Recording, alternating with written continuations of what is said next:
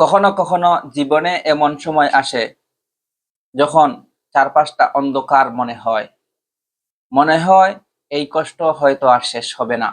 কিন্তু একজন মুমিন কখনো হতাশ হয় না, কারণ আল্লাহ তাআলা কুরআনে বলেছেন, আউযু বিল্লাহি মিনাশ শাইতানির রাজীম, বিসমিল্লাহির রহমানির রহিম, ফাইন্না মাআল উসরি ইউসরা, নিশ্চয় কষ্টের পরে রয়েছে স্বস্তি। ইন্না মাআল উসরি ইউসরা, নিশ্চয় কষ্টের পর রয়েছে স্বস্তি।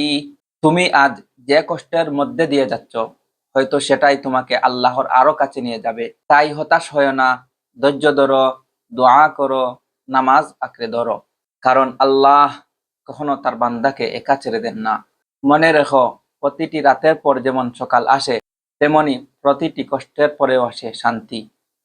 আল্লাহ তাআলা আমাদেরকে ধৈর্য ধরার তৌফিক দান করুন। আমিন।